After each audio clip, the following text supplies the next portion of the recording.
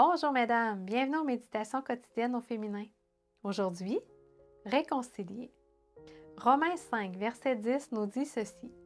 Car si, lorsque nous étions ennemis, nous avons été réconciliés avec Dieu par la mort de son Fils, à bien plus forte raison, étant réconciliés, serons-nous sauvés par sa vie.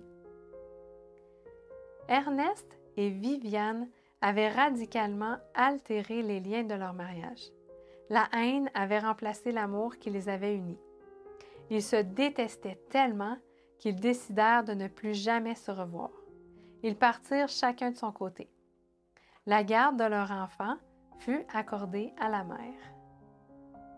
Les années passèrent sans aucune communication entre eux, jusqu'à ce qu'un jour, tandis que Viviane, à genoux et secouée de sanglots, pleurait la mort subite de son fils unique, elle sentit une main sur son épaule.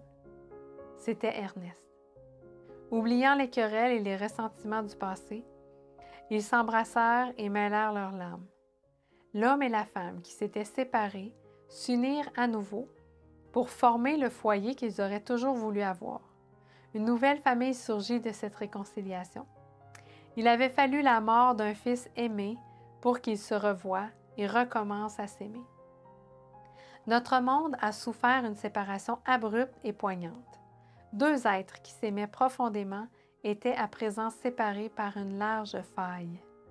Dieu et Adam, qui vivaient en harmonie, virent leur bonne relation interrompue à cause du péché. L'amour d'Adam se transforma en propre justice et il finit par reprocher sa faute au Créateur lui-même. Les conséquences de son péché furent si tragiques que les générations futures oublièrent Dieu et se révoltèrent contre lui. Il fut nécessaire que le Fils unique de Dieu meure pour réconcilier l'homme à la divinité.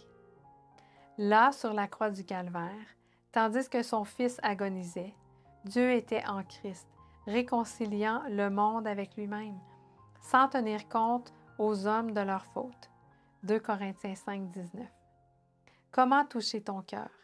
Est-il touché par ce sublime message? Tandis que le Christ mourait, tu te réconciliais avec Dieu au moyen de son sang rédempteur. Tu es maintenant la fille de Dieu par création et par rédemption. Bonne journée dans le Seigneur et à demain.